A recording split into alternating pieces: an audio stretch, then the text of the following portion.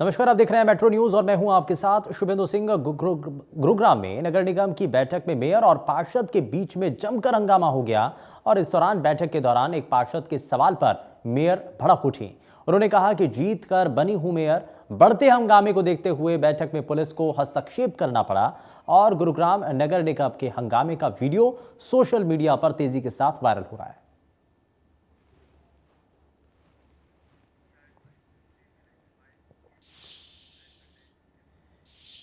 गुरुग्राम में प्रदेश बीजेपी अध्यक्ष ओम प्रकाश धनखड़ ने प्रेस वार्ता की। उन्होंने कहा कि बीजेपी 75वां आजादी का अमृत महोत्सव मना रही है और इसके लिए प्रदेश बीजेपी के 125 पदाधिकारी कालापानी के सेलुलर जेल में जा रहे हैं।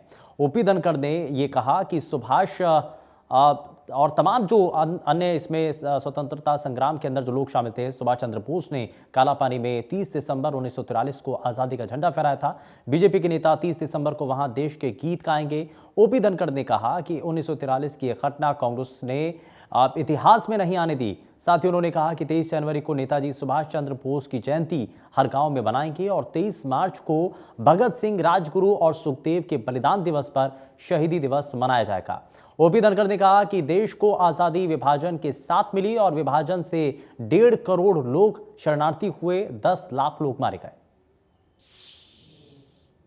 30 दिसंबर को उसी जगह पर खड़े होकर, जिमखाना क्लब वहाँ पर है, और उसी ध्वज के सामने खड़े होकर आज़ाद हिंद फौज का तराना, भारत भाग सुभागा भारत भागे जागा, और आज़ाद हिंद फौज का गीत कदम कदम बढ़ाए जा, खुशी के गीत गाए जा, ये जिंदगी है कौम की तो कौम पर लुटाए जा।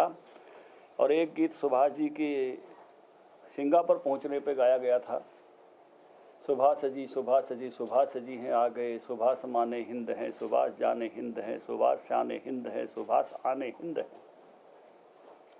उन गीतों को गाएंगे और वंदे मातरम गाएंगे और उस घटना का स्मरण करेंगे। और उसका एक उद्देश्य ये भी है कि वो इतनी बड़ी घटना जो योजना पूर्वक कांग्रेसियों ने जन प्रकाश में नहीं आने दी, पब्लिक डोमेन में नहीं है, ये तारीख इतिहास में नहीं पढ़ाई जाती है, वो जन प्रकाश में आए, पब्लिक डोमेन में आए। साइबर सिटी गुरुग्राम में कोरोना के नए वेरिएंट ओमिक्रॉन का पहला मामला सामने आ चुका है। दरअसल बीते 10 तारीख को यूके से भारत आया 30 वर्षीय युवक की 18 तारीख को कोरोना रिपोर्ट पॉजिटिव आई थी, जिसके बाद युवक के सैंपल को जीनोम सीक्वेंसिंग के लिए भेजा गया। अब जीनोम सीक्वेंसिंग में ओमिक्रॉन की पुष्टि की गई। वहीं संक्रमित युवक को गुरुग्राम के M3M आइसोलेशन सेंटर में भर्ती किया गया। सीएमओ डॉक्टर वीरेंद्र यादव की माने तो युवक के संपर्क में आए लोगों की कॉन्टैक्ट ट्रेसिंग कर उनके भी सैंपल जांच के लिए भेजे जाएंगे। वहीं दूसरी ओर कोरोना के बढ़ते मामले और ओमिक्रॉन का मरीज मिलने के बाद अब स्कूलों में भी सावधानियां बढ़ा दी गई हैं। देखिए, एक 30 वर्षीय युवक जो यूके से फ्लाई करके 10 तारीख को आया था और 18 तारीख को वो RT-PCR जो रिपीट RT-PCR में पॉजिटिव आया गया था, तो उसके बाद क्योंकि यूके हाई रिस्क कंट्रीज़ में से आता था तो उसका जीनोम सीक्वेंसिंग के लिए भेजा गया था 18 तारीख को सैंपल, और 25 तारीख को स्टेट को इन्फॉर्मेशन मिली जो IGIB से कि ये है, तो 26 तारीख को स्टेट का बुलेटिन जो हमें मिला है, यानी कल रात को मिला है, उसमें वो ओमिक्रॉन पॉजिटिव। गुरुग्राम में कोरोना की रफ्तार कम होने का नाम नहीं ले रही है। पिछले 24 घंटों में 61 नए कोरोना मरीज सामने आए हैं। जिले में कोरोना के 300 से ज्यादा एक्टिव केस हैं।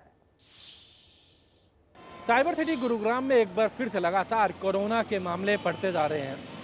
एक तरफ गुरुग्राम के अंदर जहां पिछले 24 घंटों में 61 कोविड पॉजिटिव केस सामने आए, तो वहीं एक मामला ओमिक्रॉन का भी सामने आया, जो कहीं ना कहीं चिंता का विषय है। लेकिन इसके पीछे सबसे बड़ा कारण है लोगों की लापरवाही। प्रशासन के द्वारा लाख दावे हैं, हालांकि सख्ताई तो नहीं, केवल दावों तक बात रहती है, लेकिन लोगों की भी लापरवाही बड़ी रहती है। इस वक्त आपको दिखाना चाहेंगे हम गुरुग्राम के गुरुद्वारा रोड इसे कहा जाता है, मेन रोड है, लेकिन यहाँ की अगर बात की जाए तो अधिकतर जो लोग हैं वो आपको बिना मास्क के नज़र आएंगे। लोगों के पास मास्क यहाँ पर अगर बात की जाए तो लोगों के चेहरों पर मास्क नज़र नहीं आएंगे। ये एक बड़ा चिंता का विषय है। ना तो कोई सोशल डिस्टेंसिंग की यहाँ पालना की जाती है, किसी तरीके से नियमों की कोई पालना यहाँ पर नहीं है। हालांकि प्रशासन के द्वारा कई यहाँ पर ऐलान किए गए, यहाँ पर नो मास्क नो सर्विस की बात भी की गई थी कि जिसके पास मास्क नहीं होगा उसे किसी भी मार्केट में उसे अलाउड नहीं होगा, उसे बस पर, रेल में, मॉल्स में कहीं एंट्री नहीं होगी। बावजूद इसके आपको दिखाना चाहेंगे, अगर हम यहाँ बात करें तो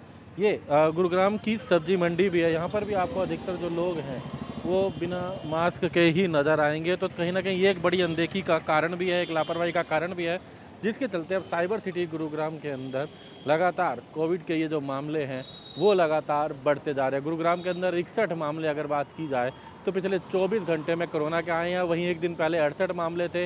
एक मामला ओमिक्रॉन का भी सामने है, जो कहीं ना कहीं चिंता का विषय बना हुआ है। ऐसे में इंडिया न्यूज़ की भी आप सभी से अपील है कि कोविड की इस महामारी से, क्योंकि आंकड़े बीच में घटे थे लेकिन एक बार फिर से रफ्तार बढ़ रहे हैं, ऐसे में इसको रोकने का सबसे बड़ा उपाय है जागरूकता। खुद नियमों का पालन करना, मास्क का इस्तेमाल करें। तमाम लोग यदि खुद इसको लेकर के तमाम सावधानियां बरतेंगे तो इस कोरोना के बढ़ते आंकड़ों को रोका जा सकता है। गुरुग्राम से कैमरामैन दिनेश के साथ दीपक शर्मा, इंडिया न्यूज़।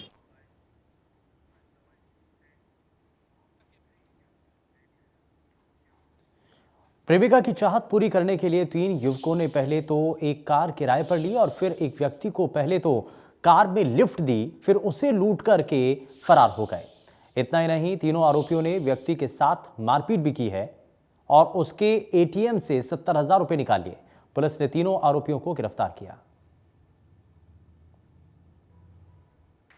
दिनांक 10/12/2021 को एक शख्स अजय बिष्ट नाम का आदमी, जो सुजुकी मारुति में काम करता था और वो फरीदाबाद जाने के लिए इफ़को चौक पे खड़ा था, तो वहाँ एक विटारा ब्रेजा गाड़ी में लड़के सवार थे 3। उन्होंने उसको लिफ्ट दी और उसको आगे ले जाके उसके साथ लूटपाट की, मारपीट की, उसको काबू करके उससे जो भी उसके पास पैसे थे वो छीन लिए और उसके एटीएम कार्ड और क्रेडिट कार्ड छीन के उससे उनके पिन नंबर ज़बरदस्ती पूछ के और उनसे 70,000 रुपये अपने उसमें ट्रांसफ़र करा लिए और उसको मारपीट के बाद शाहपुर की रेड लाइट के पास उन्होंने उतार दिया और ये अपना काम करके भाग गए, जिसके संबंध में DLF फेज़ 2 पुलिस स्टेशन में केस रजिस्टर करके हमारी क्राइम टीम सेक्टर 17 ने उस पर काम करते हुए उसमें शामिल जो 3 लड़के थे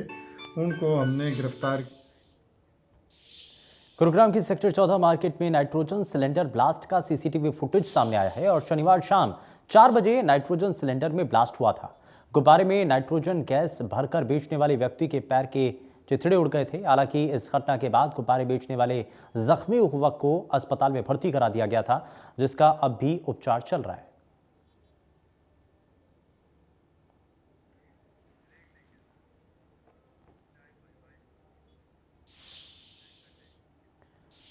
और यहां रुक रहे हैं एक छोटे से ब्रेक के लिए।